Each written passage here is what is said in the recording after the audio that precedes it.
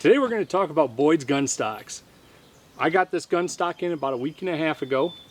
Right out of the box it mounted up perfectly to this rifle, and it really spruced up the looks big time. I'm going to start off with taking a few shots downrange and see how it shoots.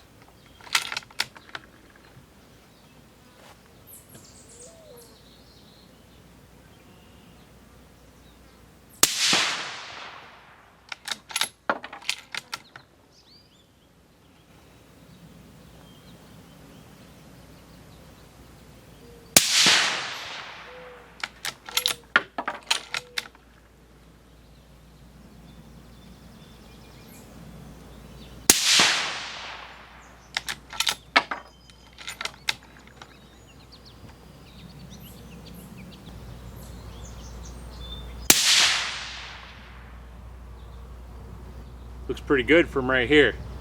So right out of the box, as I said, this stock fit up perfectly to this rifle. This rifle is a Savage Model 12FV, which was made specifically for Cabelas. Now, when you get some of those manufacturers that build specifically for a retailer, not all the pieces and parts quite fit up perfectly. When you go to the website, if you don't see a particular model, call up Boyds, talk it over with them, and they can look into the details on what it might take to make a stock for your rifle. This one here, like I said, fit up perfectly.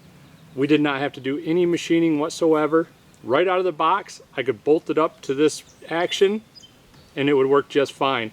I did end up taking it over to Kyle at First to Fight Tactical Solutions and had him do some work on it. What I like to do is fit this real quick and see.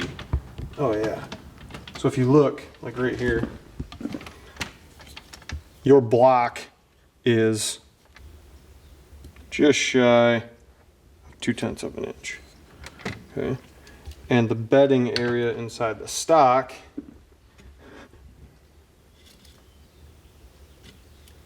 is almost 1/2 an inch. So we've got a good 0.3 of an inch of space allowing this to move independently of the stock. So we're going to fill all that with resin.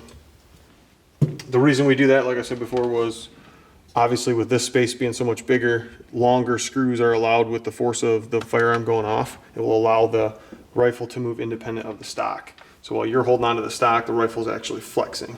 And we don't want that to happen. We want them to be one unit. So in the Boyds, you can see you would not necessarily have to do this. Boyds runs one single aluminum pillar at the front. But to take all the wiggle out of it, glass bedding's always been the way to go. So like I said, what I was taught when it comes to release agent and cleaning, little's good, lot's better. Because I'd rather clean up extra release agent than I would try to separate a stock rifle from a stock. Anywhere you think epoxy could possibly escape onto, cover it with this stuff. We're going to send her home. Now it should ooze a little bit. And you just have to check your fit before we started, like we did, to make sure that the stock, the action of the rifle actually sits down, especially in an aftermarket stock. Because you may have to let it out.